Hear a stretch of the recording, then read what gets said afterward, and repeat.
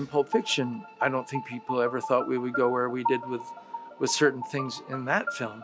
So sometimes shock value in a movie is viable if it tells the story.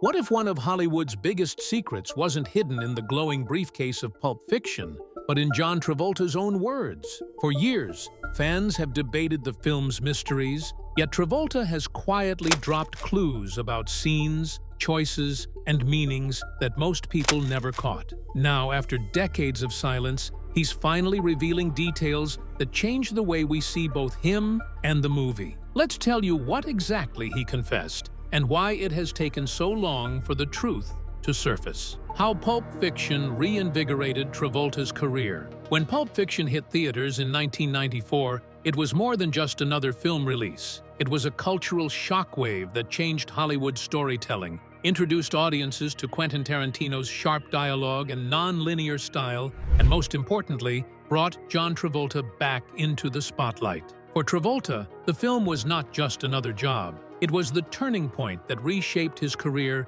and restored his status as a Hollywood star. In the 1970s, Travolta was a household name. With roles in Saturday Night Fever and Grease, he became a cultural icon, admired for his charm, good looks, and smooth dance moves. But by the late 1980s, his career had cooled. He starred in films that failed to capture audiences in the same way, and his name was no longer guaranteed to fill theaters. By the time the early 1990s arrived, Travolta was considered a fading star, someone remembered fondly for past roles rather than anticipated for new ones. That was about to change. Quentin Tarantino, the young director with a bold vision, had a different idea. As he prepared to cast Pulp Fiction, Tarantino saw something in Travolta that many in Hollywood had overlooked. He believed Travolta was perfect for Vincent Vega, the slick, philosophical hitman who would become one of the most memorable characters in the film. The studio, however, did not agree. Executives doubted that audiences would accept Travolta in such a role. They wanted fresh faces or bigger names, but Tarantino stood firm. With the strong support of executive producer Danny DeVito, he convinced the studio to take the risk. That risk paid off. Travolta's performance as Vincent Vega was magnetic. He delivered Tarantino's witty dialogue with effortless cool, blending humor and menace in a way that kept audiences hooked. Whether it was the famous scene where he explained European fast food or the iconic dance sequence with Uma Thurman, Travolta reminded the world why he had once been a star. But this time, it was not just his charm on display. It was his ability to bring depth, vulnerability, and unpredictability to a character that could have easily been forgettable in the wrong hands. Critics and audiences alike praised his performance. The Academy recognized his comeback with a nomination for Best Actor, putting his name once again among the most respected talents in Hollywood. For Travolta, who had endured years of being dismissed as yesterday's news, this recognition was more than just an award nod. It was proof that he could still lead a film and captivate audiences. In later interviews, Travolta often reflected on what Pulp Fiction meant for him. He described Tarantino's faith as a gift, one that reminded him that talent can always shine if given the right chance. He also spoke about how playing Vincent Vega gave him a renewed sense of freedom as an actor. After years of being offered similar roles, here was a chance to play a character who was funny, dangerous, and strangely human. Travolta embraced the challenge, and it changed the trajectory of his career. The success of Pulp Fiction opened new doors. After the film, Travolta appeared in a string of hits throughout the 1990s, from Get Shorty to Face Off. He became bankable again, sought after by directors and producers who had once doubted him. More importantly, he regained the respect of critics and fans who saw that his talent was not confined to his youthful glory days. The film itself also gained a legendary status, but part of its magic was Travolta's rebirth. Without his performance, Vincent Vega would not have been the same, and the film might not have carried the same charm. His comeback became a story within the larger story of Pulp Fiction, a reminder of how one bold casting decision can change the course of a career. Hollywood is quick to label actors as finished, but sometimes all it takes is one director willing to see beyond the obvious. Tarantino did that, and Travolta embraced the opportunity. The result was not just a career revival, but one of the most iconic performances of the 1990s. If Vincent Vega marked the rebirth of Travolta's stardom, let's tell you, what hidden creative influence did he bring onto the set that few ever noticed? Travolta's creative input on Jack Rabbit Slims. When people think of Pulp Fiction, one of the first images that comes to mind is John Travolta and Uma Thurman gliding across the floor of Jack Rabbit Slims. The dance scene is one of the most iconic moments in film history, and while Quentin Tarantino wrote it into the script, what happened on set was not just the product of his imagination. Behind the camera, John Travolta played an important role in shaping how that unforgettable moment came to life. Travolta had already made his name as a dancer long before Pulp Fiction. His performances in Saturday Night Fever and Grease turned him into a cultural phenomenon. By the time Tarantino cast him as Vincent Vega, audiences knew he could dance, but Tarantino wanted something different. The Jack Rabbit Slims contest was not meant to be polished or flashy. It had to feel playful, raw, and true to the offbeat style of the film. That is where Travolta's input made all the difference. On the set, Travolta worked closely with Tarantino to create movements that would match the quirky energy of Vincent Vega. At the film's 30-year reunion, Travolta revealed that he personally suggested additional moves that were not in the original plan. The small gestures, the twist, the eye rub, the two-finger shuffle were born from Travolta's creativity. They gave the scene its unique rhythm and made it unforgettable. Uma Thurman matched his improvisation with her own energy, and together they built a dance sequence that looked effortless but carried the weight of two performers fully committed to their characters. Travolta has explained in interviews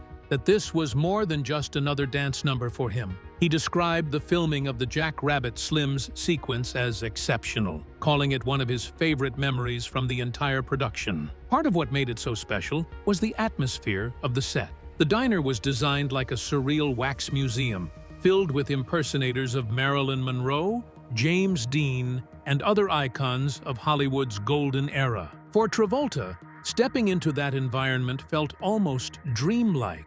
He later said it was strange but magical, as though he was a living star moving through a gallery of legends. That setting, paired with Tarantino's creative energy, gave him the perfect stage to reinvent himself in front of the camera. What makes this story even more fascinating is how Travolta blended improvisation into other parts of the film as well. Reports from the set note that for scenes where Vincent was high on heroin, Travolta consulted his friend Craig Hamann. Hamann suggested he imagined the sensation as coming in waves, rising and falling, which Travolta used to shape his movements and reactions. This guidance made his performance feel more authentic and gave the character a convincing sense of unpredictability. It showed that Travolta was not only following direction, but also digging into his own resources to add realism. When it came to the Jack Rabbit Slims contest, however, the creativity was more joyful than intense. Travolta recalled that the cast and crew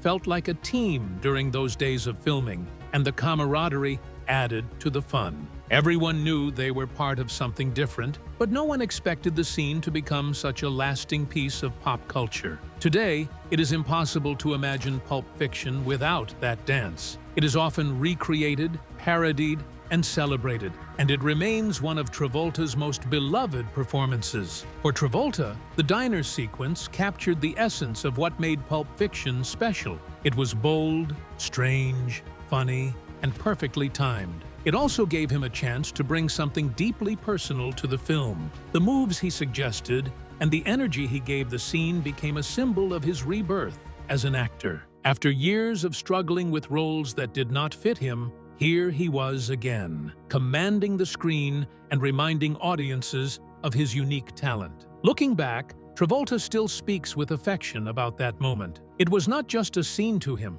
it was a highlight of his career and a memory that he continues to cherish. The Jack Rabbit Slims dance became more than just a quirky contest in a diner. It was a collaboration between a visionary director and an actor who knew how to leave his mark.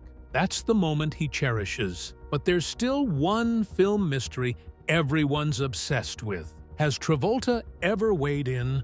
Let's find more about it.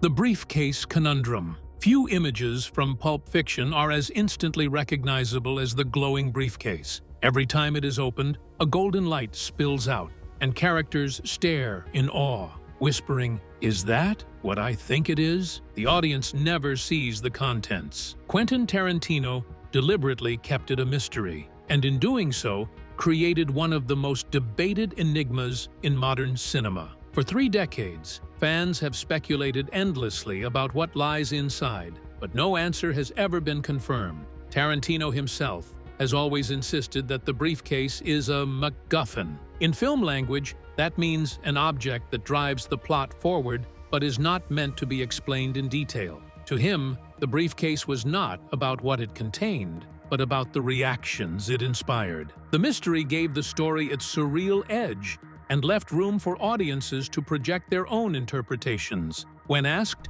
Tarantino shrugged off theories and simply said the light was there to spark imagination. That explanation, of course, has never stopped fans from digging deeper. Some believe the briefcase holds diamonds, linking it to Tarantino's earlier film Reservoir Dogs. Others argue it contains Marcellus Wallace's soul, pointing to the bandage on the back of his neck as evidence that it was removed in some dark ritual. A few even suggest it hides a stash of gold or money, while others think it could be something as simple as a light bulb meant to trick the characters into reverence. None of these ideas have been confirmed, but that has only fueled the legend. So where does John Travolta fit into this puzzle? As Vincent Vega, Travolta is one of the few characters who actually opens the briefcase on screen. His calm, fascinated reaction added to the aura of mystery. Over the years, people have often asked Travolta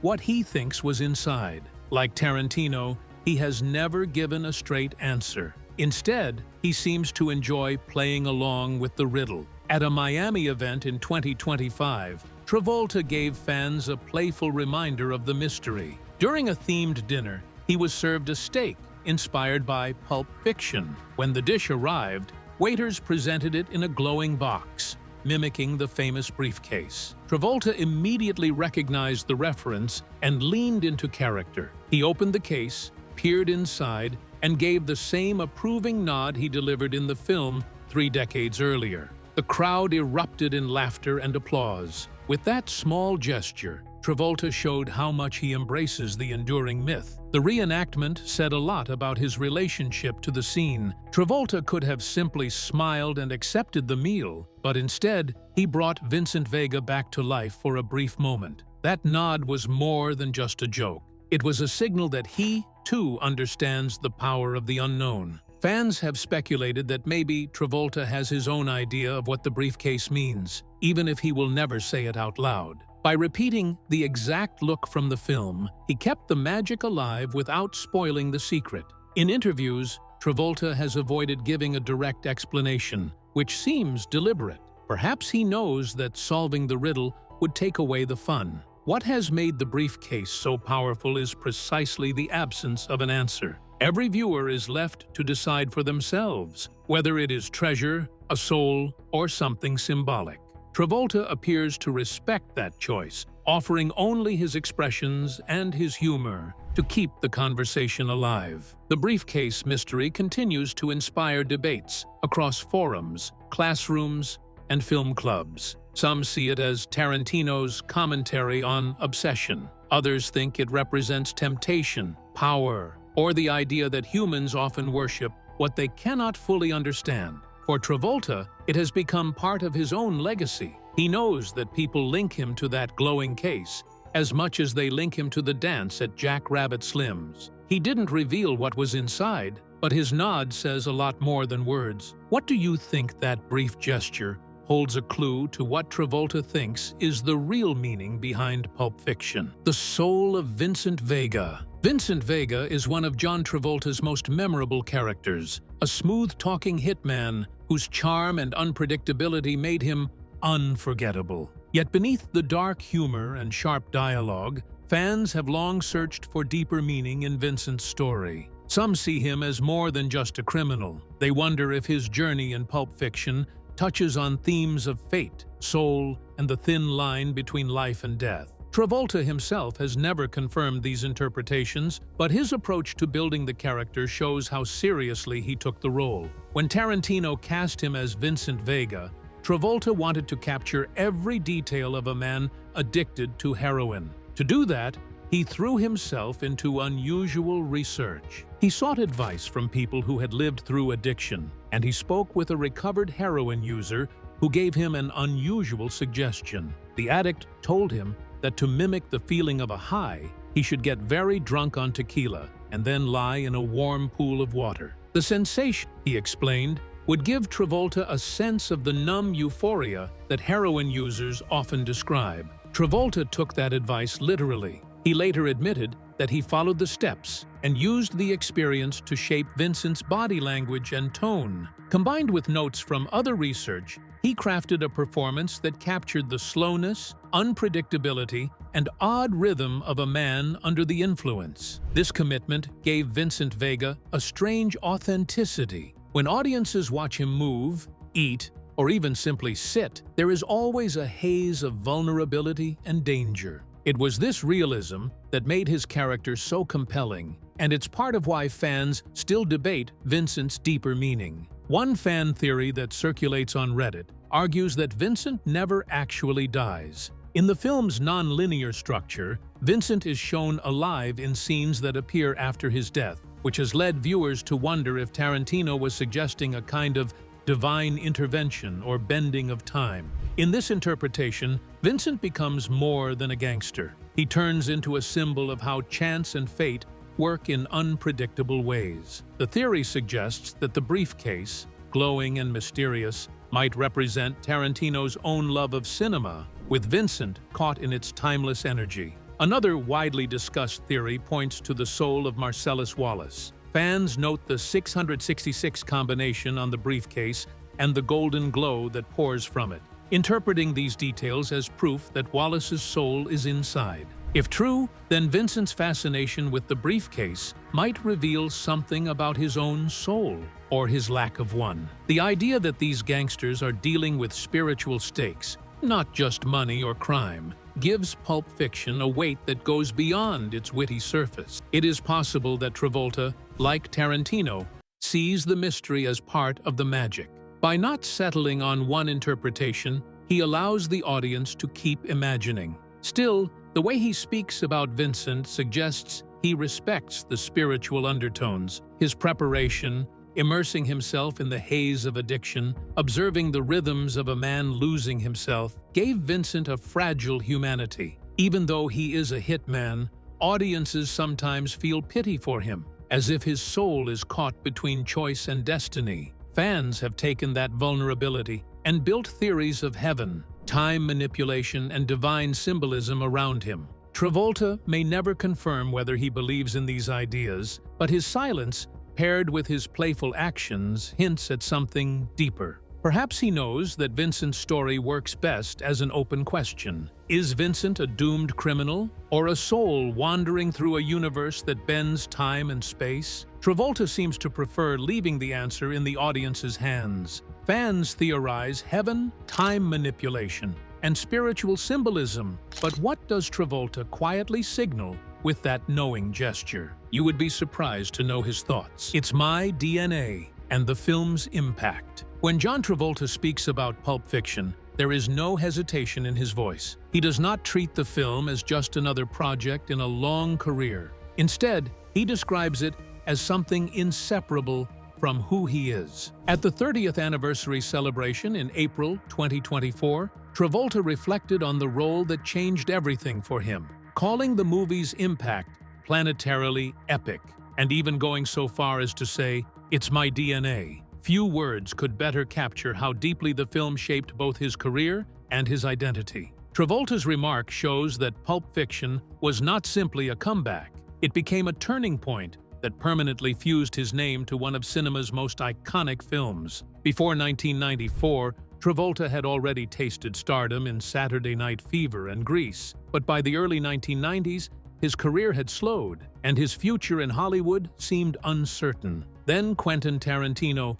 offered him the role of Vincent Vega, and suddenly everything changed. His performance brought him an Academy Award nomination and reminded the world of his charisma, timing, and unique style. That was the professional impact, but what he revealed in 2024 shows that the effect went much deeper. By saying, "It's my DNA," Travolta made clear that Pulp Fiction became woven into the fabric of his life. For him, the film was not just a script to perform, it was a moment that redefined who he was as an actor and as a person. In interviews, he often points out that the project felt like it found him, rather than the other way around. "It wasn't necessarily Pulp Fiction. It could have been anything," he said at the anniversary event. "It kind of found me." Those words suggest a sense of fate, as if this role arrived at the exact moment he needed it, carrying him back to a place of creative freedom and global recognition. For Travolta personally, the film reshaped his trajectory.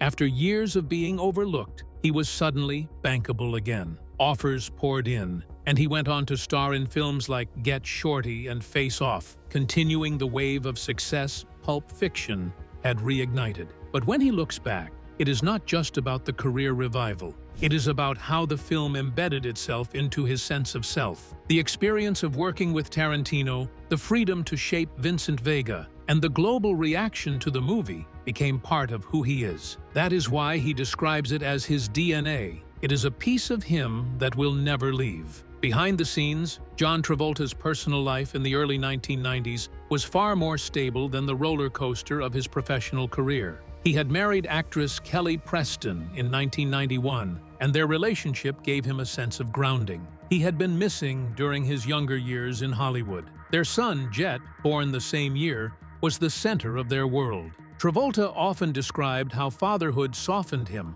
giving him purpose outside of the spotlight. Kelly, too, became his anchor. She supported him through the difficult professional phase when his career seemed uncertain, and her faith in his talent gave him the encouragement to keep going. Their love life was tender, steady, and built on a partnership that was both romantic and deeply supportive. For a man who had experienced both dizzying fame and career disappointments, having that kind of emotional stability meant everything. Financially, however, things were not as easy. Travolta had been a major star in the late 1970s with hits like Saturday Night Fever and Grease, but the 1980s were not kind to him. A series of box office disappointments left him struggling to land roles of substance. Though he had earned well in his peak years, the decline in offers and paychecks was noticeable. He was no longer commanding the kind of salaries he once did, and Hollywood seemed to have moved on from him. At the time,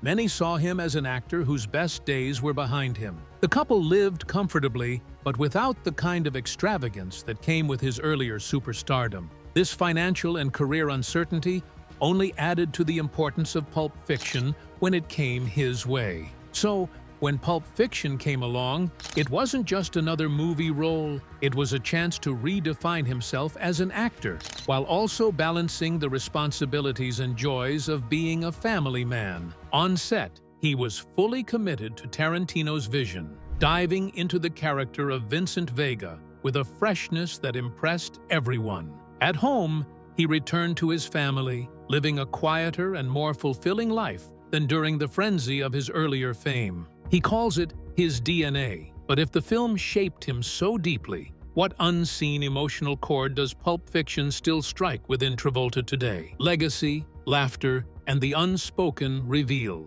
When Pulp Fiction was released in October 1994, few could have predicted the storm it was about to unleash on Hollywood and beyond. Quentin Tarantino had already gained attention for Reservoir Dogs, but this film catapulted him into a new stratosphere. For John Travolta, whose career had been faltering, it became the project that revived his reputation, drawing millions of viewers back to him with a new sense of intrigue. The movie premiered at Cannes Film Festival earlier that year, winning the prestigious Palme d'Or, and immediately became the subject of widespread discussion. Critics were stunned by its structure, told out of chronological order, its blend of violence and comedy, and its sharp, witty dialogue. Financially, the movie was a massive success. Made on a modest budget of around $8 million, it earned more than $200 million worldwide, becoming one of the most profitable independent films of all time. At a time when blockbusters dominated theaters, Pulp Fiction proved that an unconventional story with bold risks could rival big studio productions. For Travolta, whose career had been struggling since the 1980s, the film reignited interest in him, earning him an Academy Award nomination and opening doors to a second wave of stardom. Fans embraced the film passionately, turning it into a cultural phenomenon. The unusual characters, witty one-liners, and unforgettable scenes quickly found their way into everyday conversations. Travolta's dance with Uma Thurman at Jack Rabbit Slim's, Samuel L. Jackson's fiery Bible-quoting monologues, and the mysterious glowing briefcase became moments that audiences loved to debate and imitate. Lines like "Royale with cheese" and "Zed's dead" soon became part of the pop culture dictionary. For younger audiences in the mid-1990s, the movie was a fresh, rebellious break from the predictable. For older fans, it carried nostalgia for pulp magazines and crime stories of earlier decades, cleverly reimagined for a new generation. The film's impact on society was immediate. It helped push independent cinema into the mainstream, showing that smaller films could dominate the box office if they carried originality and flair. Beyond cinema, its ripple effect was seen in fashion, music, and even advertising. Travolta's black suit and bolo tie, Thurman's sleek bob haircut, and the retro diner setting influenced trends and styles in the years that followed. Even the soundtrack, featuring Chuck Berry, Dusty Springfield, and surf rock classics, enjoyed a revival, with record sales surging after the movie's release. At the heart of its legacy was the laughter it inspired. Despite its violent and dark subject matter, Pulp Fiction carried humor that made audiences laugh nervously, often right after shocking scenes. Travolta and Jackson's banter about fast food in Europe, Marvin's accidental shooting in the car, and the awkward tension of the adrenaline-shot scene with Thurman balanced the film's brutality with a bizarre sense of comedy. Fans cherished this mix, calling it unlike anything they had seen before. The film invited audiences not only to watch, but to rewatch, discovering new details and inside jokes with every viewing. In the decades since its release, Pulp Fiction has remained a timeless benchmark. College dorm rooms still hang posters of Travolta and Jackson pointing their guns. Costume parties almost always feature at least one Vincent Vega or Mia Wallace. The film is screened at festivals, quoted endlessly online, and dissected in countless think pieces. Its non-linear storytelling influenced countless filmmakers, while its daring mix of genres set a template for modern cinema. What keeps the film alive even today is the sense of mystery and playful ambiguity that surrounds it. Travolta himself contributed to this legacy through his reflections. Without giving direct answers about the briefcase or the film's hidden meanings, he has leaned into the enigma, keeping fans engaged in debates for nearly 3 decades. By leaving things unsaid, both he and Tarantino allowed the film's mythology to grow larger than the movie itself. Nearly 30 years later, the laughter and legacy of Pulp Fiction endure. Fans still chuckle at Travolta's confused expression in the meme of Vincent Vega looking around, and younger generations continue to discover the film as if it were brand new. It is both a time capsule of the 1990s and a timeless riddle, forever fresh, forever mysterious. What began as an offbeat indie film has transformed into a cultural monument, and at the center of it all, John Travolta's revival stands as one of its greatest triumphs. What do you think of Travolta's reflections? Do they change the way you see the film or his role in it? Share your thoughts in the comments below.